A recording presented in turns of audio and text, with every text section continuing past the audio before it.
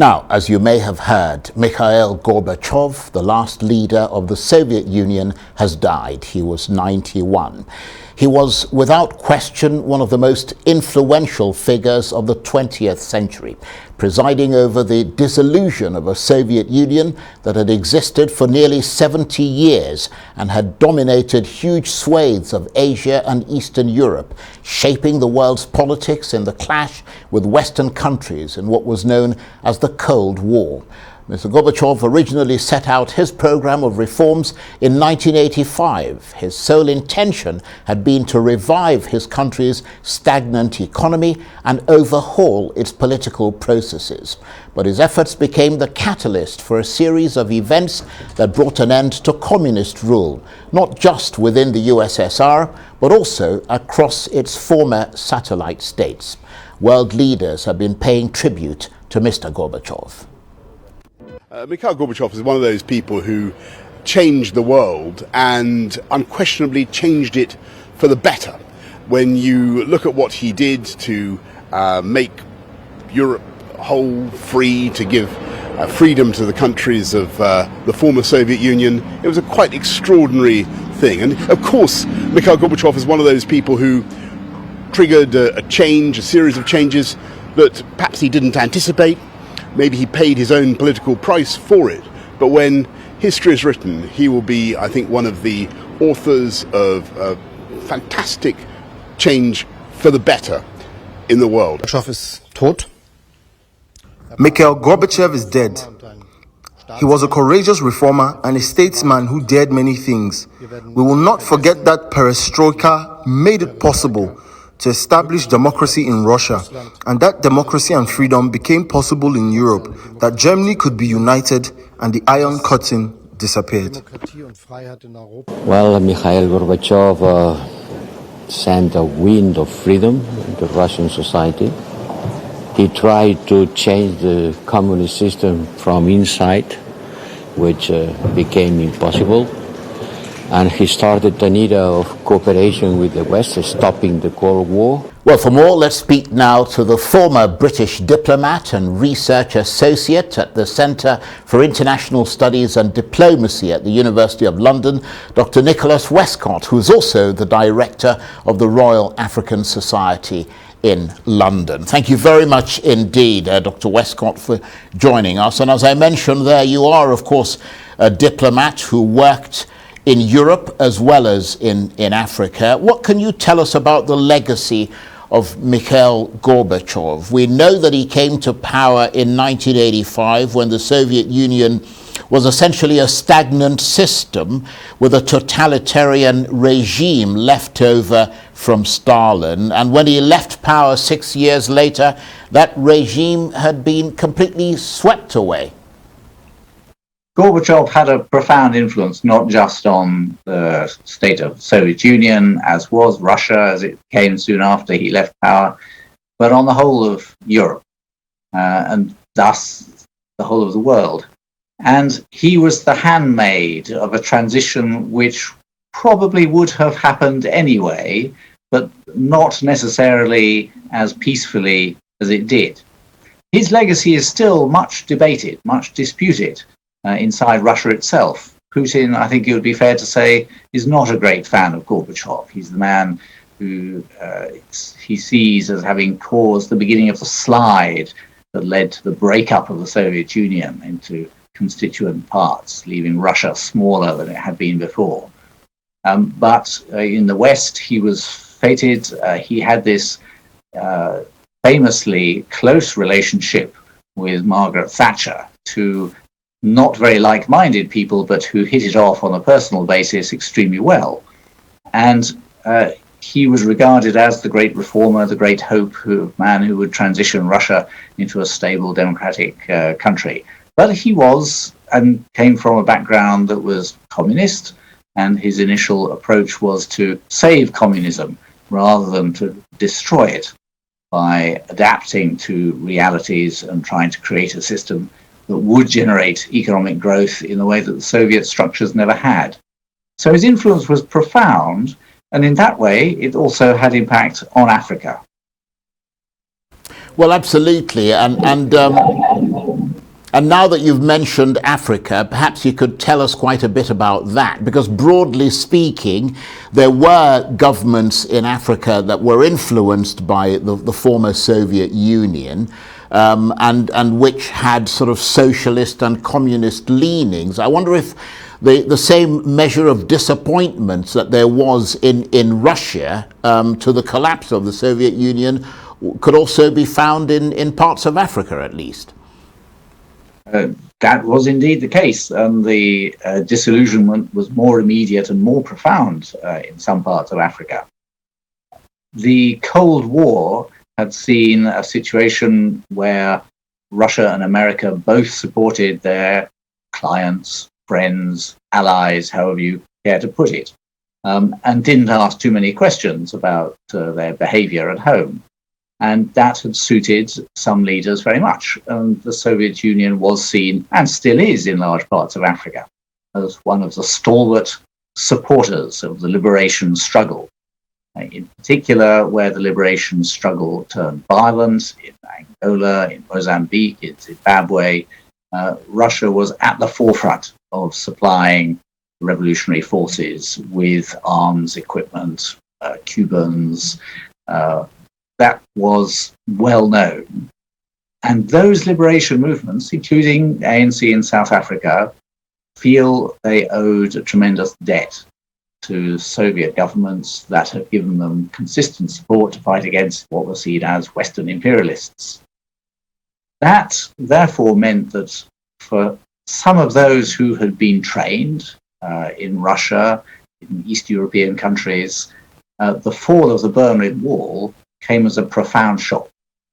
They had been educated in a system that, ultimately capitalism would collapse under its own contradictions. Their whole background had been that, if necessary, violence was needed to ensure that people were liberated and did have a say in politics. And all these assumptions were shattered by the fall of the wall, which, on the contrary, looked like the triumph of capitalism and communism collapsing under its own internal contradictions. Famously, there was a meeting of the Zimbabwe, the ZANU-PF Politburo at the time the Berlin Wall fell, and they sent commiserations to their friends in the Communist Party of Eastern Europe, saying, surely this cannot be happening. And for them, it was a profound shock, the seismic shift in the tectonic plates of world politics to their disadvantage. Where were now their friends who supported them through thick and thin, no questions asked, going to come from? So Gorbachev had that impact. He himself, he visited Africa once or twice, but it was not high up his agenda.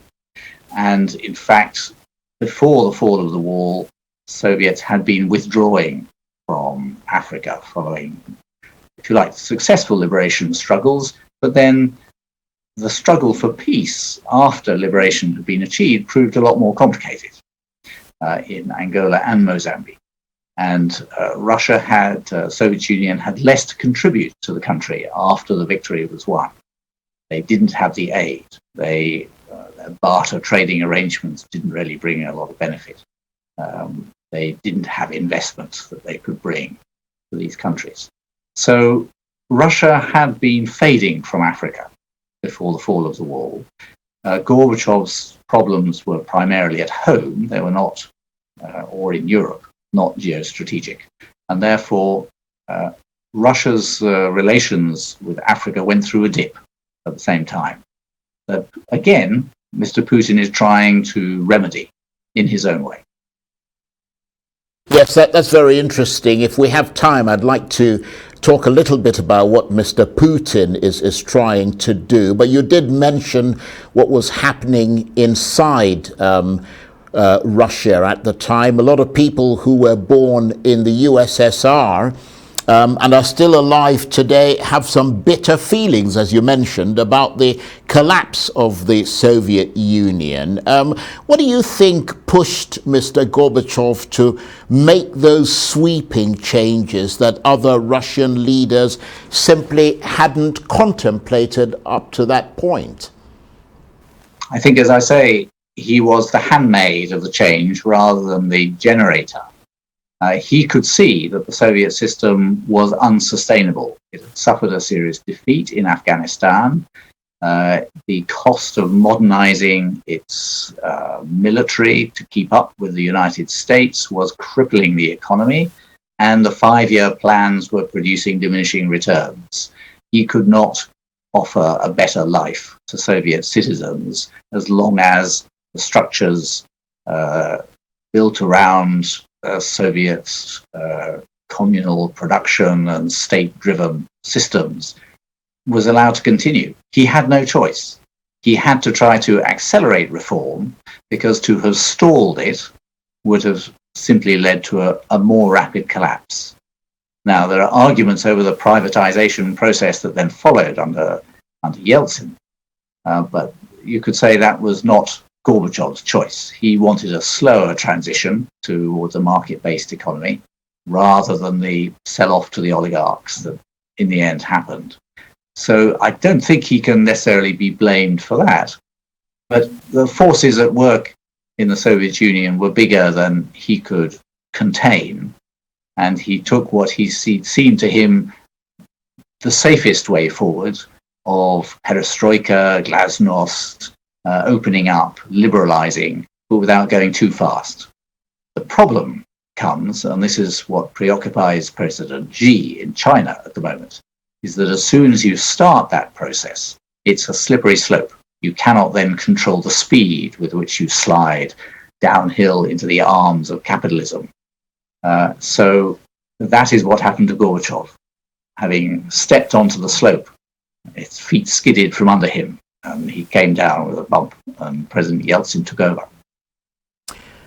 Well, that's a very interesting analysis and very good reminder of what happened, because of course there are many who are watching this program for whom the Cold War is a distant memory or something they have no memory of at all. And more recently, Vladimir Putin, you mentioned him earlier, has called the collapse of the Soviet Union the greatest geopolitical catastrophe of the 20th century. Is it fair to suggest that Mr. Putin sees the war with Ukraine as part of his battle to undo Mr. Gorbachev's legacy and to restore Russia's power and influence? Yes, exactly that, I would say. The war in Ukraine is a symbol of Putin's refusal to accept the past and firm belief that the Soviet Union, if it had hung tough, could have stayed together. That was not the way either Gorbachev or Yeltsin saw it. They faced the realities of economic collapse.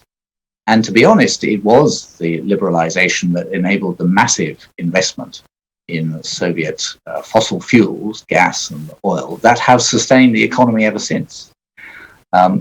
But in Putin's view, a world that was divided between great powers was a more comfortable place for Russia to be than as part of a number of middle-sized powers, which is where it currently is.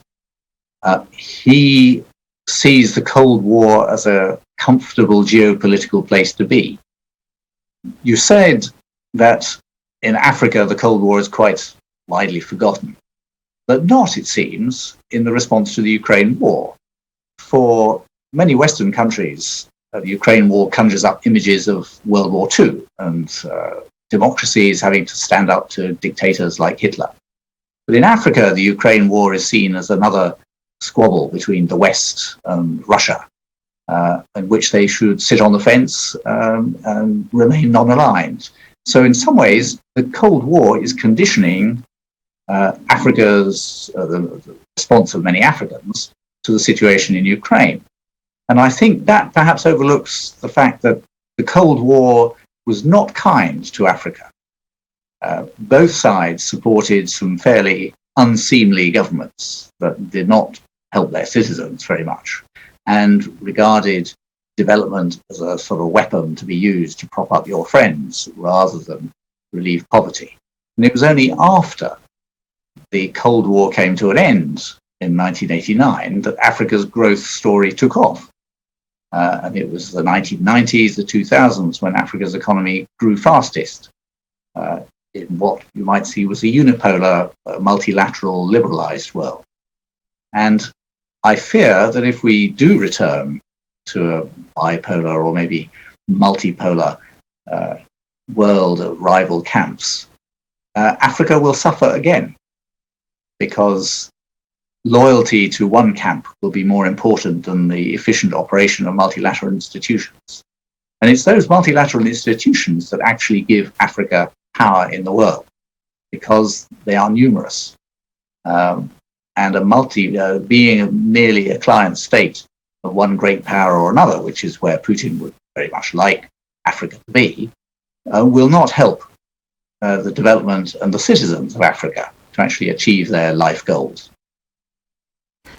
Some very illuminating insights there. And briefly, Dr. Westcott, could it be said that in many ways Vladimir Putin is the polar opposite of Mikhail Gorbachev? Because while Gorbachev tried to reform the country and to open up the country, as you said, with glasnost and perestroika, and to give people freedom, Vladimir Putin appears to be the opposite, with the independent media being silenced and critics being jailed. It's a strange mixture, Charles. In some ways, yes, they are polar opposites. In others, there are continuities. Both were Russian nationalists. Gorbachev was trying to save the Soviet Union by accelerating reform. Putin is trying to re-establish the Soviet Union by stopping reform. But both have a strong nationalist loyalty to and belief in Russia's greatness and Russia's future. That their formulae, their policies for achieving that, are indeed different. And Putin would say, look, I've succeeded. Gorbachev failed.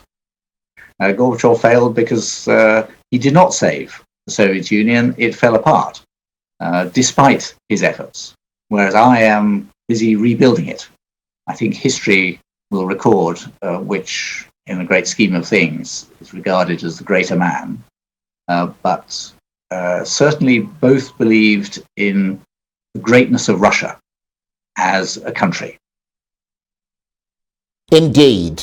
So in summary then, Dr. Westcott, would it be fair to say that there are a handful of people who could be said to have changed the world, and Mikhail Gorbachev is one of them? I agree. Whether you regard him as a success or a failure, he had an impact. And I would argue that he made an inevitable change more peaceful than it might otherwise have been. I want to thank you very much indeed, Dr. Nicholas Westcott, for that analysis and the way that you've helped us remember the legacy of Mikhail Gorbachev. And Dr. Nicholas Westcott is the former British diplomat and research associate at the Centre for International Studies and Diplomacy at the University of London, and he's also the director of the Royal African Society. Thank you very much indeed. Thank you, Charles.